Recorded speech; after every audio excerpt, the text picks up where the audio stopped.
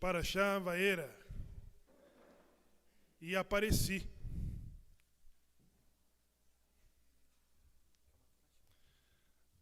Eu quero.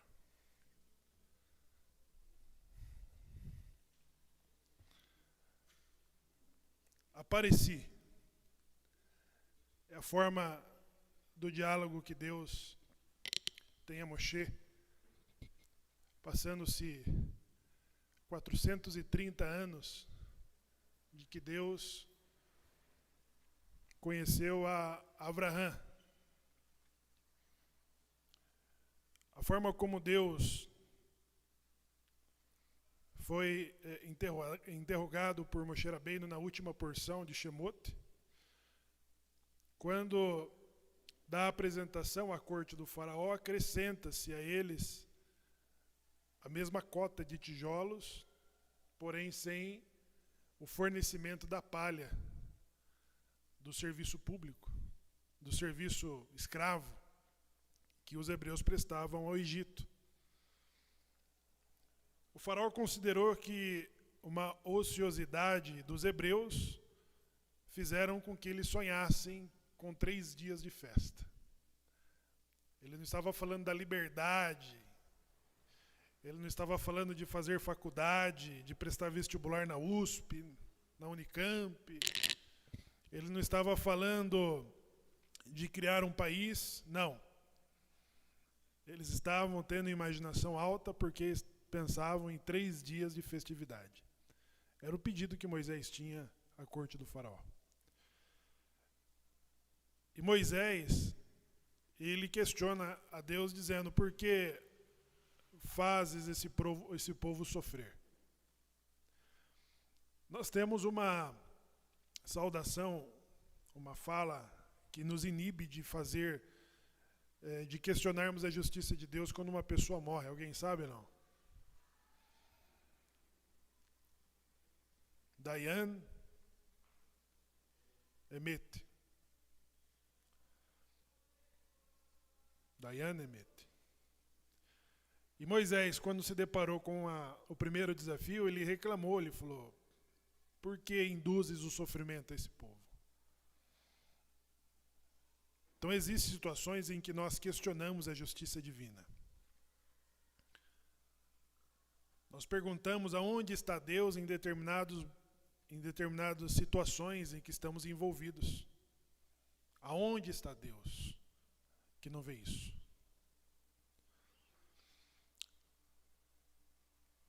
No dia 11, depois dos atentados de 11 de setembro, ficou famoso um diálogo com a secretária norte-americana, diante da pergunta de uma jornalista que dizia: onde estava Deus no dia 11 de setembro? E o que ficou famoso de fato é que foi a resposta da secretária norte-americana. Que ela disse: Deus está no lugar que você o colocou. Então, na última Haftará, existe uma pequena fala que diz das nações que colocam tropeços diante das pessoas. Que tipo de governante colocaria tropeço diante dos seus súditos?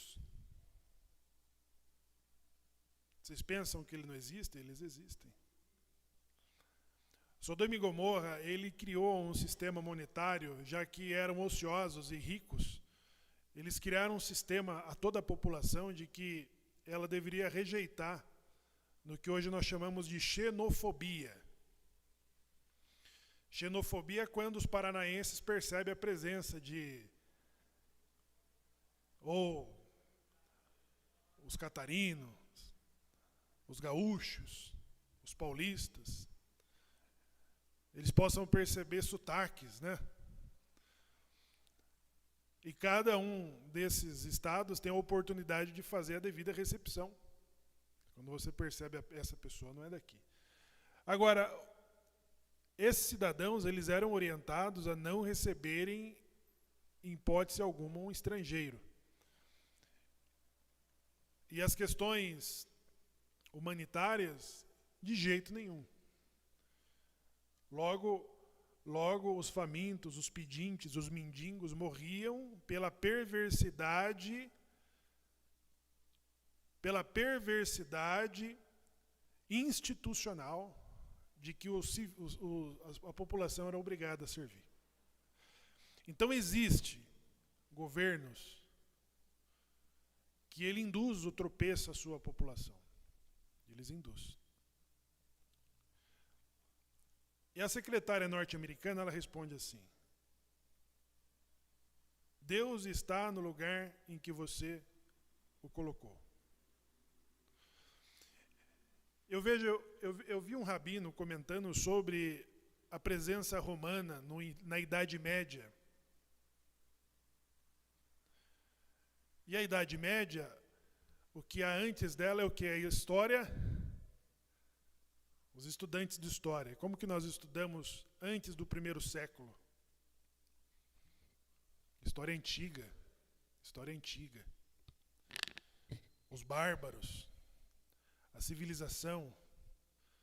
Então esse rabino consegue, como vítima da ascensão romana, em que os romanos dominaram a Judéia,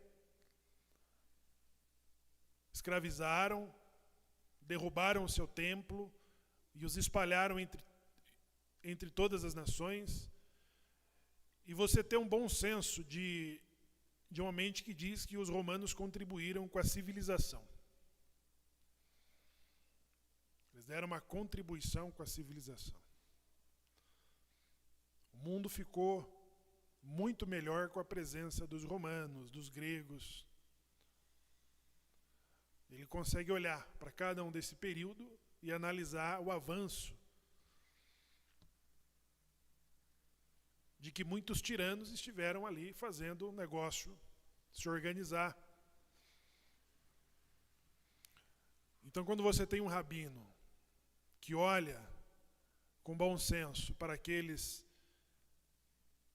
que os expulsaram e que derrubaram o nosso templo, então há um bom senso. Então, os romanos, eles deram suas contribuições durante um período da ausência judaica.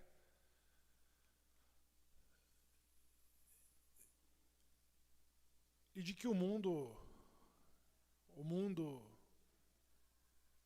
tem a sua evolução. E a secretária norte-americana diz assim: quando vocês tiraram a educação religiosa das escolas, quando vocês tiraram, ela foi falando aos jornalistas,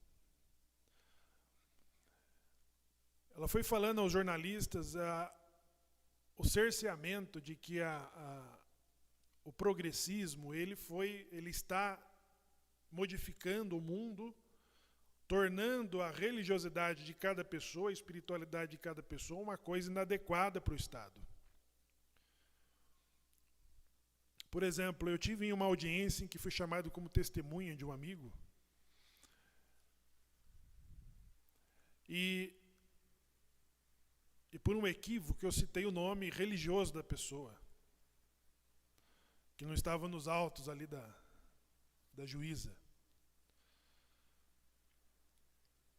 E ela falou: que nome é esse?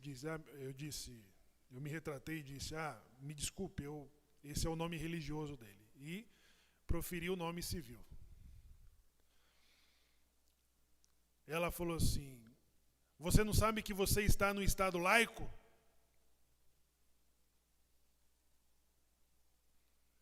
E que não tem sentido você citar um nome religioso aqui? E atrás da juíza, da minha visão, ela estava de frente para mim, tinha um crucifixo de 60 centímetros atrás dela.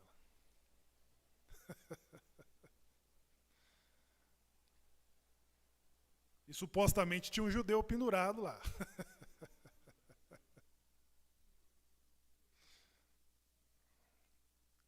Eu não quis complicar a vida da pessoa a quem eu fui dar testemunho, mas me ferveu o sangue em mostrar para a juíza, só fazer assim. Ó.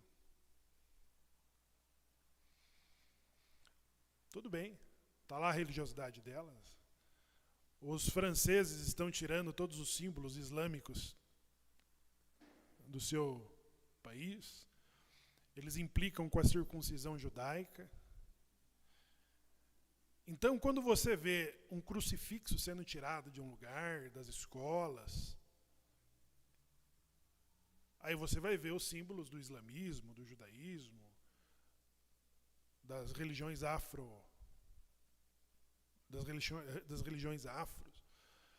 E você vai mexendo com a espiritualidade de todas as pessoas, e é isso que essa secretária norte-americana respondeu à jornalista, dizendo de que Deus está sendo removido do coração e da vida das pessoas. E quando nós questionamos por que tantas pessoas morrem de fome, por que aconteceu isso em Brumadinho, por que aconteceu isso, por que Deus permitiu esse atentado, e nós vamos questionando a justiça divina, como Moisés o fez. Mas acontece que da resposta dessa secretária é que Deus está no lugar que nós queremos que Ele esteja. É ali que Deus está. E normalmente é isso que devemos ter em mente, né, quando nós questionamos essas questões. Agora veja, pessoal. O Brasil foi, nos últimos anos, desde 2021, o líder de produção alimentar no mundo. Superou os Estados Unidos. O maior produtor de grãos, chegando, ou seja, responsável por alimentar um quinto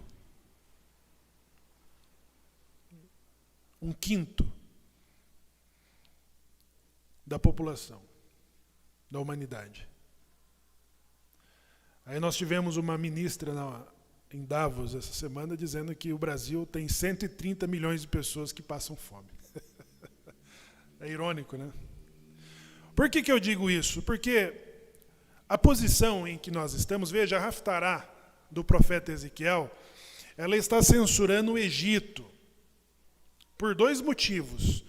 Pelo motivo que nós estamos vendo da Parashá de Shemot, que ele é o opressor dos hebreus. Nessa Parashá vai acontecer 7 dos milagres dos quais Deus vai se revelar ao mundo. 7 das pragas que cairão sobre o Egito. A censura do profeta Ezequiel ao Egito também se dá pelo motivo de que o exército egípcio foi alugado por Israel, pelos judeus, para defender os judeus do avanço de Nabucodonosor. E quando eles viram Nabucodonosor chegando, eles eram um exército mercenário. Está muito comum ver isso hoje. Um exército contratado para defender os interesses nacionais de um outro país. A Venezuela tem, no efetivo que protege a ditadura de Maduro, tem cubanos, chineses, iranianos, russos, que protegem, são exércitos mercenários que protegem uma ditadura. E os judeus contrataram o exército egípcio para proteger a Judéia do avanço de Nabucodonosor. E depois de receberem o dinheiro, o que eles fizeram? Deixaram os judeus à mercê na mão dos exércitos do norte. Então, a censura do profeta Ezequiel, que é pós-cativeiro, ele é datado pós 70 anos depois de Nabucodonosor ter levado os judeus para o cativeiro. Ezequiel ele faz essa censura, ele faz essa repreensão e profetiza contra o Estado de Israel, contra o Estado egípcio, que deixou Israel na mão. Agora veja, da censura que ele dá ao Egito, ele chama o faraó de crocodilo. Crocodilo do Nilo. Porque o Nilo é a principal vertente de prosperidade daquele país por irrigar todo o país. Isso dá a sensação ao faraó de que eles não dependem exatamente do que precisam os judeus para sobreviver. Nós recitamos no Shema 2 vezes ao dia, aquele que manda a chuva temporã e a seirôdia. Ou seja, os judeus precisam da sua produção, de que Deus se lembre da chuva, da temporã e a seirôdia para que tudo dê certo. Os egípcios não dependem disso, não precisam fazer Shema, porque o Nilo irriga toda a sua produção. E essa censura que o profeta faz ao Egito é exatamente falando sobre a seca do Nilo. Quando José profetizou, olha, o sonho que o faraó teve na sua cama é um só. São 7 anos determinados para que o país passe por uma seca. Entendeu? Dizem os sábios que, na verdade, a presença de José no Egito fez minimizar do que estava determinado para ser 40 anos de seca no Egito. E aquilo foi reduzido para 7, e dos 7 decretados só cumpriram 2 anos. O Midrash diz. Mas José viu um período em que mesmo o Nilo não seria suficiente para a produção durante um período. Durante 7 anos. A vantagem é que o faraó teve a revelação de se preparar por um período de crise. Diante dos méritos do faraó.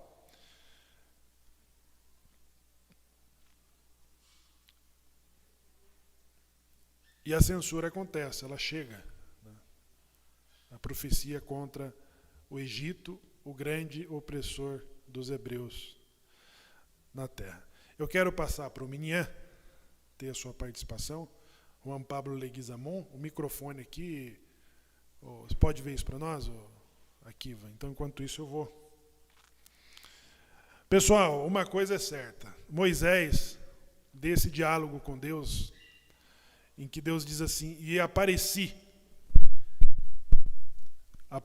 a seus pais Abraão, Isaque e Jacob, mas pelo meu nome não me fiz conhecer. Nós vamos entender essas formas distintas de que Deus se manifesta, e também dos significados dos nomes, dos seus atributos, dos 72 nomes, que nós muito exploramos, principalmente nas orações de Rosh Hashanah e de Yom Kippur. Vamos entender isso. Juan Pablo. Shabbat Shalom.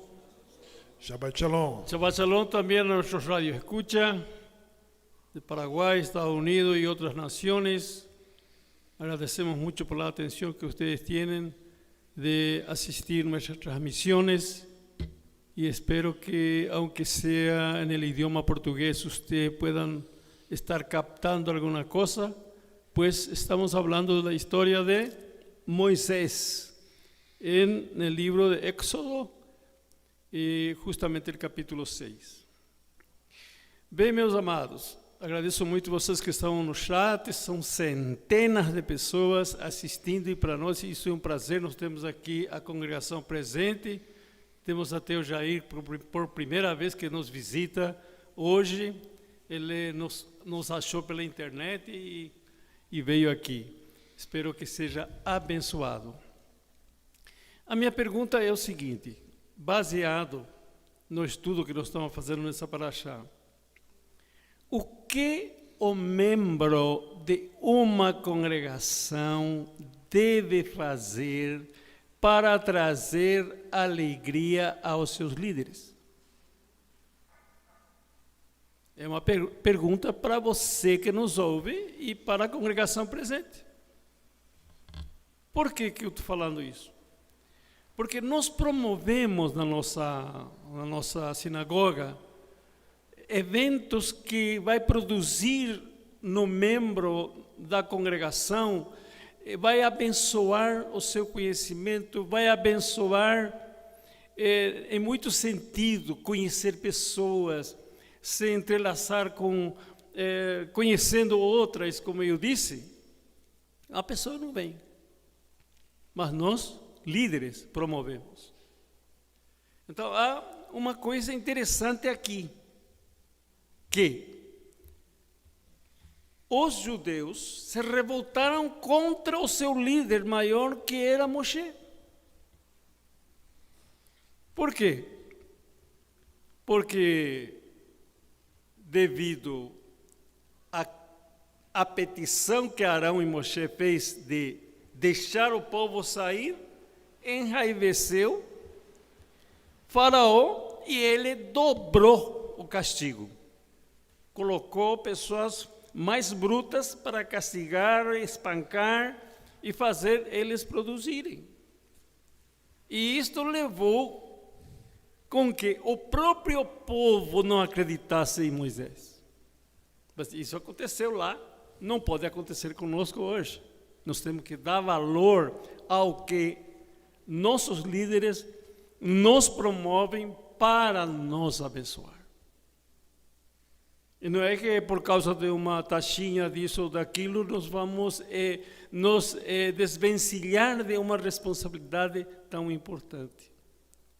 E nós vemos que no decorrer eles se convenceram de que realmente o Eterno é que estava lhes visitando, porque os milagres começaram a acontecer. Na terra de Gósen não aconteceu nenhum do flagelo que veio sobre o Egito.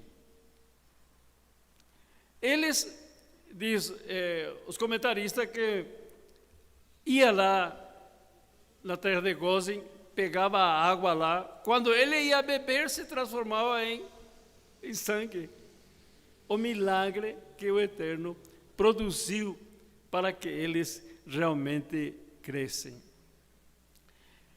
Deus tinha prometido, quando falou com Moshe: vos tirarei, vos salvarei, vos redimirei, vos tomarei, vos levarei. E isso acontece hoje conosco. Isso nós precisamos extrair de nossa paraxá a essência que ela nos transmite para nos fortalecer. E ela vem, todas as lições que nós temos na vida de Moshe e naquilo que nós estamos estudando, tem lições importantes que nos eleva, que nos envolve, que nos nutre, que nos informa, para que possamos ser, não somente ter o conhecimento, mas possamos ser. Veja que quando ele disse vos torarei, era liberdade econômica. Quando ele disse vos salvarei, era liberdade individual. Quando ele disse vos redimirei, era liberdade nacional. Quando ele lhe disse vos tomarei, era liberdade religiosa. Quando o Eterno lhe diz vos levarei à terra que mana leite e mel.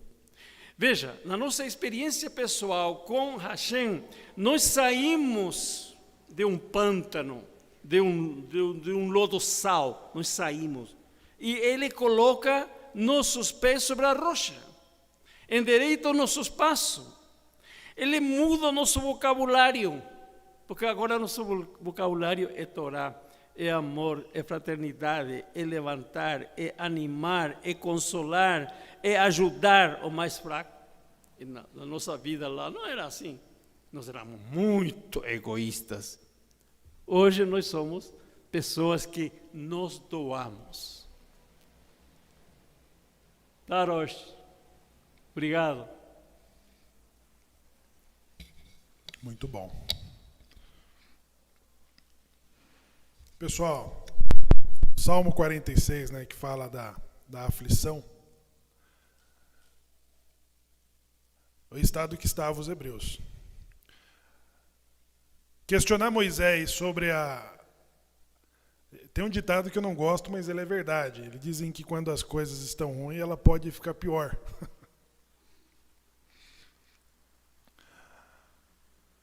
Os hebreus reclamavam do que estava acontecendo e Moisés foi reivindicar ajuda. E isso ficou pior. A humilhação pública, o trabalho forçado, fez com que o pessoal reclamasse contra Moisés. Um fato. A opressão aumentou. Agora, de todos os milagres que vai acontecer aqui, exatamente ele explica a forma do diálogo de Moisés com Deus. Depois de Moisés reclamar a Deus essa situação, ele disse: com qual nome devo te apresentar? E Deus disse: eu me apresentei a Abraão, Isaque e Jacó, mas pelo meu nome não me fiz ser conhecido. Então diga: serei o que serei. O que isso quer dizer? Isso quer dizer que Abraão não foi senão aquele que insistiu em conhecer a Deus. Isaque insistiu em conhecer a Deus.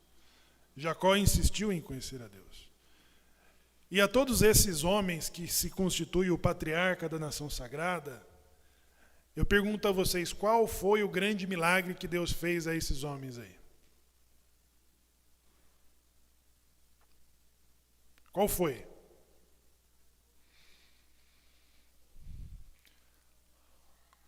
Qual foi o milagre que está no contexto da história dos patriarcas?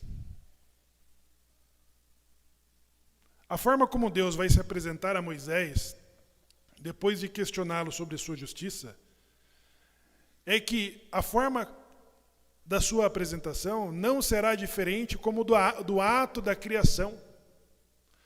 Nós rezamos no Shabat, nós falamos assim,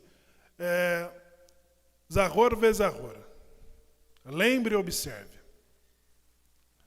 O Shabat, ele é pronunciado em duas situações da existência, que é o ato da criação, em que Deus termina no sexto dia e descansa de tudo que criara e fizera.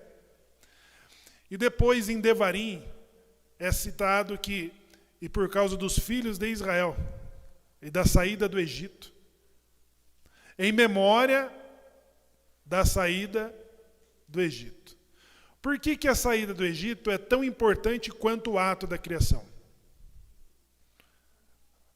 Para estar amarrado a um mandamento muito importante, que é o Shabat.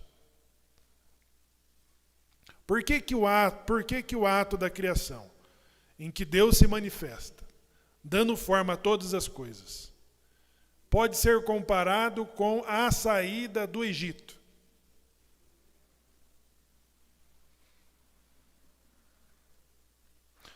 Por quê?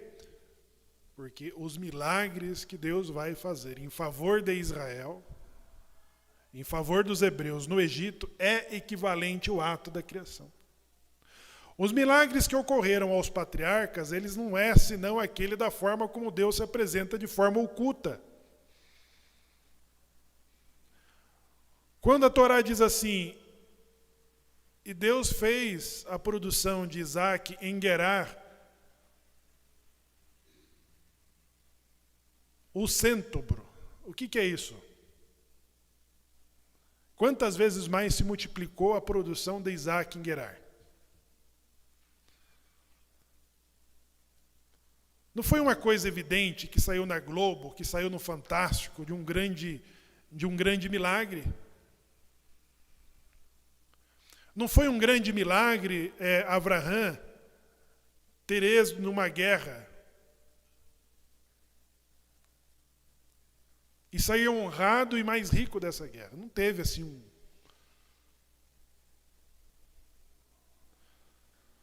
Então, todos os milagres que ocorreram aos patriarcas, elas ocorrem da forma como somos abençoados e amaldiçoados. E por isso, e só por isso, que precisamos recitar o Shema, dizendo que Hashem lembre da chuva temporânea seródia, porque a nossa produção, a nossa parnassá, a nossa riqueza, a nossa segurança, A nossa saúde depende desses milagres ocultos. As mesmas bênçãos que nós recebemos em Devarim, elas são invertidas em maldições. Quais são as bênçãos que o judeu recebe? O judeu que cumpre Torá. O que a terra nos dá? A terra nos dá a sua produção, a cria, filhos. Os nossos inimigos temem diante de nós, fogem por 7 caminhos. Nós emprestamos e não tomamos emprestados. Somos colocados por cabeça e não por cauda. E assim sucessivamente. Qual é a maldição? Vocês sabem ou não? Vocês entendem?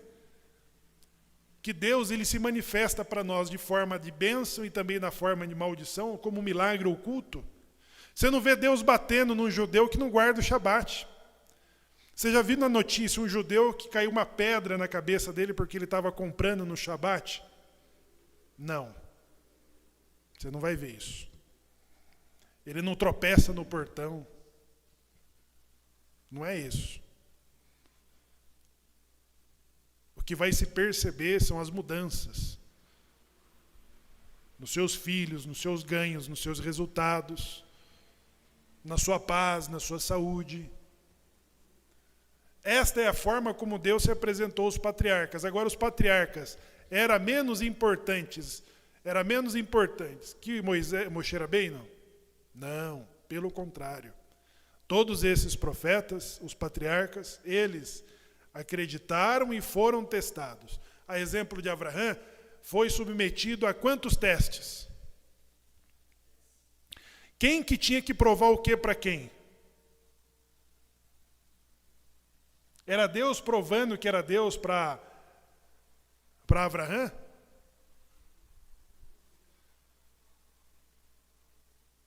Ou era Abraão tentando provar que era amigo de Deus? Só um instante. Essa é a diferença. Abraão, ele vai ser testado 10 vezes. É como assim, desista, cara. Saia fora. Deus fala, ele percebe o ato da criação, ele tem a percepção do ato da criação. Ele diz assim, não, isso não é politeísmo. Existe um único mentor, existe um único arquiteto por trás de tudo isso. E ele decide seguir esse Deus desconhecido. E esse Deus desconhecido diz assim, então sai da tua terra e vai para o lugar que eu vou te mostrar. O que ele encontrou na terra que Deus mostrou para ele? Fome. Aperto. Desce para o Egito. O que ele encontrou no Egito? Quase perdeu a esposa. Foi levar o sobrinho. O que ele enfrentou? Os pastores brigando. 10 vezes é Abraão perseguindo Deus.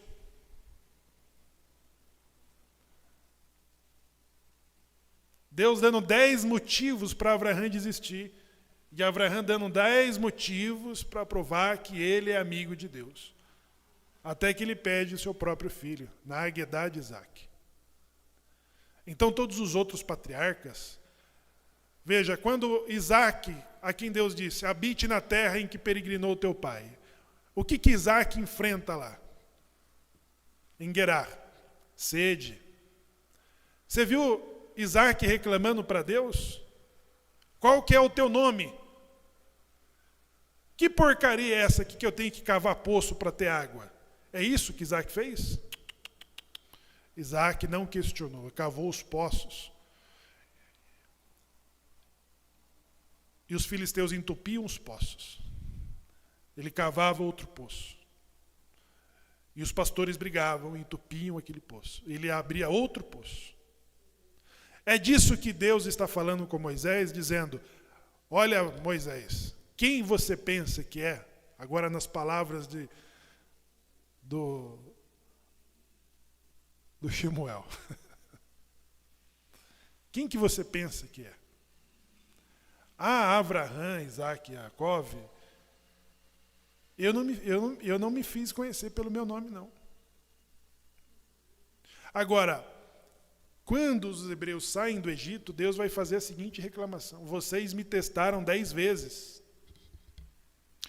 Porque agora Deus tentando convencer os hebreus, e é uma particularidade da relação de Deus com os hebreus e não as nações, porque as nações já sabiam, todas as nações sabiam, e nesta paraxá já fica evidente que a corte do faraó vai falar o seguinte, sobre a praga das rãs.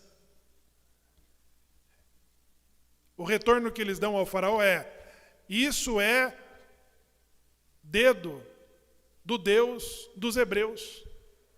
E isso nós não podemos fazer. Quando Itró for ao encontro dos hebreus no deserto, ele vai fazer a seguinte afirmação: não há Deus senão o Deus de Israel. Agora, os próprios hebreus tinham essa dificuldade. E por isso que Deus reclama: já por 10 vezes vocês me tentaram, vocês me testaram. Ou seja, todos os milagres que se equipara ao ato da criação, e isso que o Pablo citou no seu comentário, a distinção entre os hebreus e os egípcios. A água dos hebreus não se transformavam em sangue. As rãs, os piolhos, os granizos, os animais daninhos, nada disso afligiam a terra de Goshen. Eles eram intocáveis, eles eram distintos de tudo que era assolado aos judeus. A peste bubônica, na Idade Média, os judeus eram que tinham menos baixa em relação à população da Europa. A peste negra. E os judeus começaram a serem acusados, porque isso se tratava de uma doença fabricada pelos judeus contra os cristãos. Isso por causa dos hábitos da lavagem das mãos. O hábito do povo do banho, que toma banho. O povo do banho e que lavavam as mãos para todas as coisas, para rezar de manhã, para comer pão. Jesus, que é pastor do Ocidente, ele falou assim, ele censurou os sábios dizendo assim, que vocês estão implicando de lavar as mãos, a pior coisa é o que entra pela boca e não pelo que sai. Acontece que na Idade Média, os judeus que continuaram a lavar as mãos foram salvos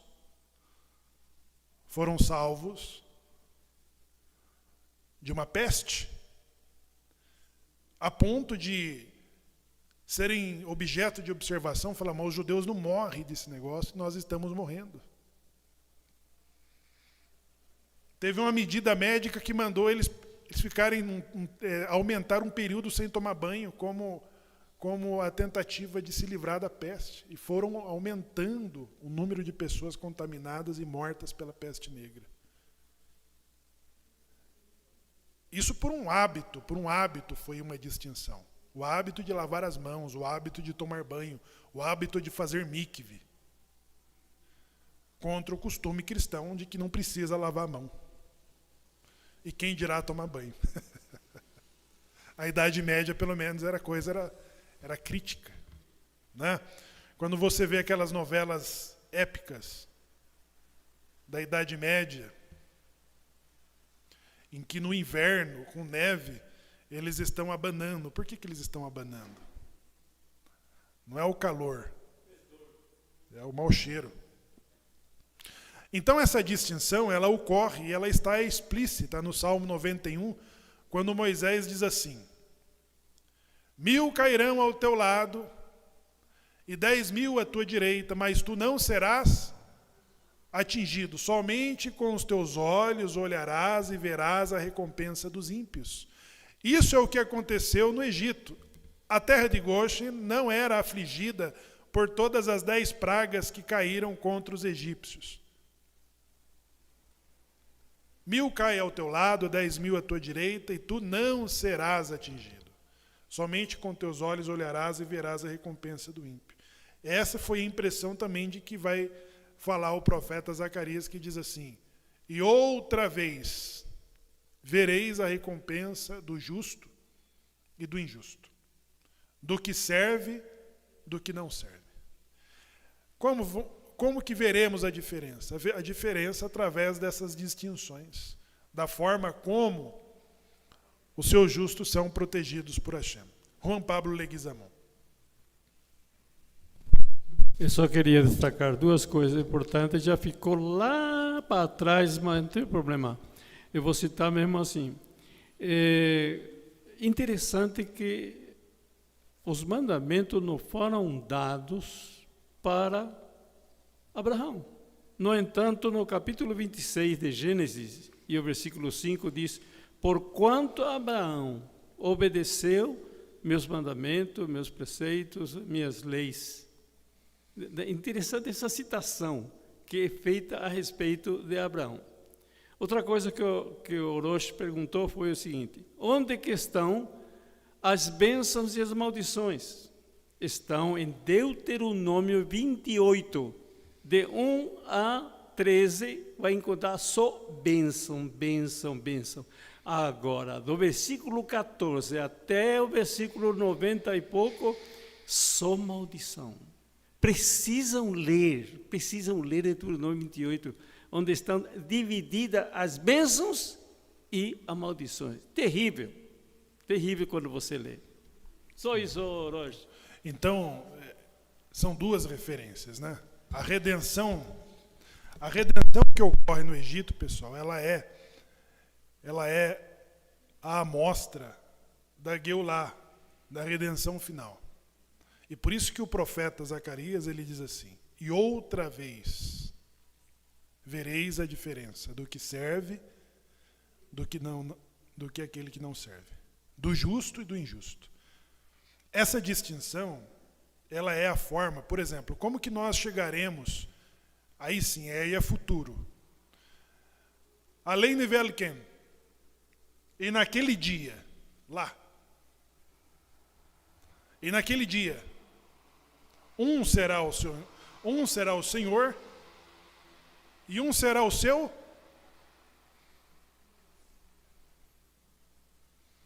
Aleinu leshabeach ladon hakol. Naquele dia, um será o Senhor e um será o seu nome.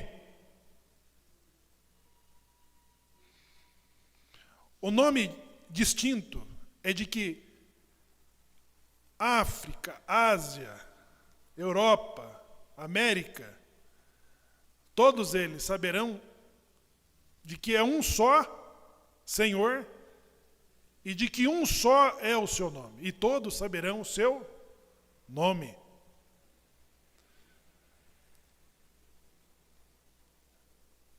Essa é a referência. Então, a repreensão que Deus faz no Egito, que é censurado, que é castigado, que tem o Nilo seco, o Egito nunca mais será o país de que foi no período de José. Nunca mais.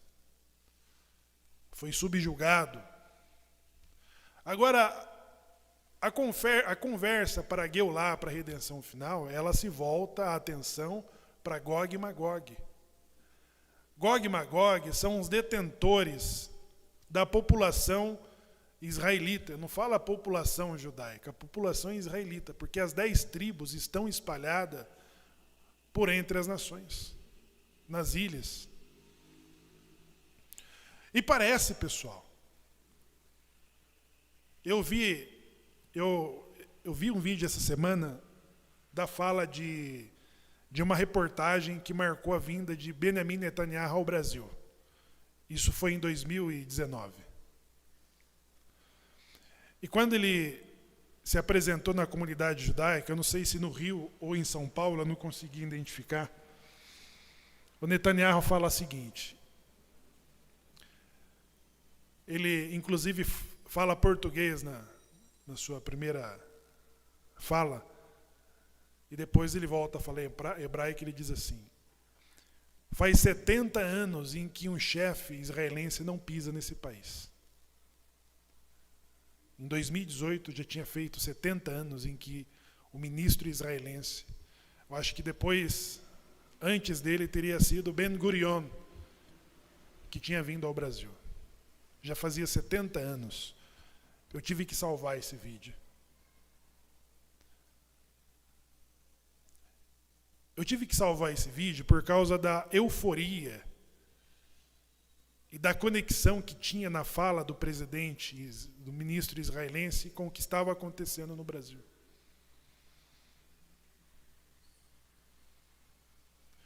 "70 anos, pessoal.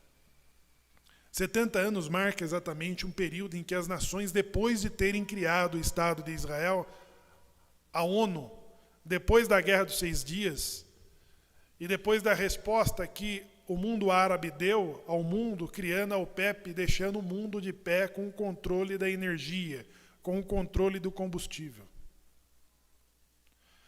Depois do mundo ter se alegrado da forma como Israel se salvou na Guerra dos 6 Dias,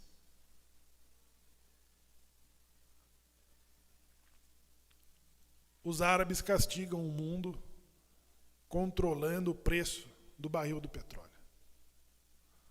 Nessa época, o Brasil usava gasolina de garrafão, de latão. Comprava. De que ano que o senhor é, Ismael?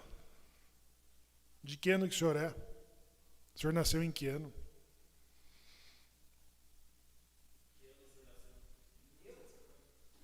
De 50? É.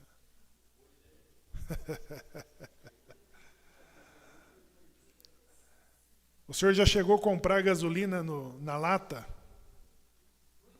É. No ano 70, o Brasil sofreu com esse embargo árabe, e foi quando surgiu o combustível do etanol, uma alternativa para superar a crise do combustível gerada. Desde então, pessoal, no mesmo período, o mundo passou a ter um outro olhar sobre o Estado de Israel. Isso inclui o Brasil. Todos os países, desde então, condenam Israel nas resoluções da ONU pelo seu direito de existir e de se defender. E da ONU e a mídia organizada, ela mantém a desinformação para garantir de que os judeus sejam ainda um objeto de incômodo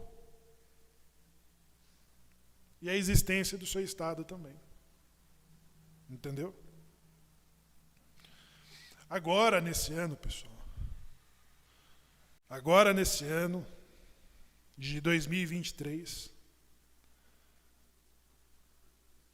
todos os países novamente se uniram para condenar Israel sobre o seu direito de rezar no Monte do Templo.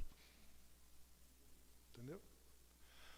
A Geulá, ela só pode acontecer a partir do momento em que os judeus sentirem-se desconfortáveis no lugar onde estão. Quando o judeu se sente desconfortável no Brasil, na América, ele começa a se preparar para encontrar o seu lugar. Só que o controle que as nações têm é de que também Israel não tenha lugar para os seus novos colonos. Você não tem lugar para colocar os seus desterrados. Porque eles colocaram ali uns refugiados para instigar Israel e não ter as suas condições de crescer e expandir, de receber os judeus que estão nos seus lugares. E a prepotência das nações é a de pensar que terão controle sobre o Estado de Israel e os judeus que estão no seu próprio lugar. E a Geulá, ela se resume nisso. Eu posso falar resumo? Não. A Geulah, a redenção final, ela vem exatamente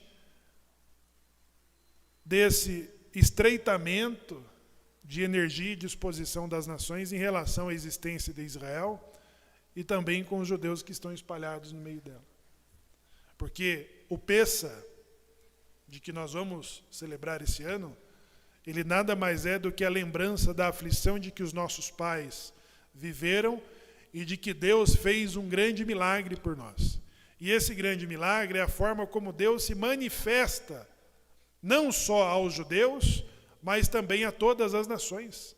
Porque a forma como Deus defende Israel, ele trabalha, ele sai da forma oculta e se revela às nações, a ponto de que a natureza volta a trabalhar em favor do quê?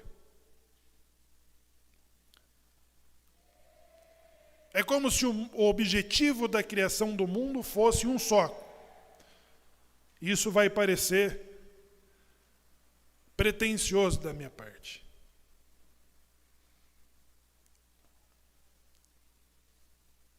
É isso que Deus faz. A abertura do mar, as pragas, a morte dos primogênitos, as rãs, os piolhos, os granizos, o fogo, 3 dias de intensa escuridão, são coisas de que o olhar humano ele não pode ignorar. Todas as forças contrárias, elas são minadas e frustradas. E do outro lado, o que está acontecendo? Tudo de bom. Né? Somente com o teu olhar olharás e verás a recompensa do ímpio. E é isso, pessoal, que eu resumo essa minha fala. Nós precisamos entender que todos nós somos abençoados da forma de Hashem, da forma oculta, na sua parnassá, no resultado do seu trabalho, na sua saúde, na sua segurança, no respeito em que as pessoas olham para você. Todos os seus resultados, eles não parecem um milagre aos olhos das pessoas. Mas para você, sim. O fato das pessoas respeitarem você, dos seus resultados serem positivos, de você ter boa saúde. E se você não tiver, e tiver que cavar um poço, nós não questionamos a justiça divina. Está bem para todo mundo, os meus vizinhos estão bem, o que eu tenho que fazer para ter a água? Vou cavar o meu poço. Para ter aquilo que Deus determina sobre cada um de nós.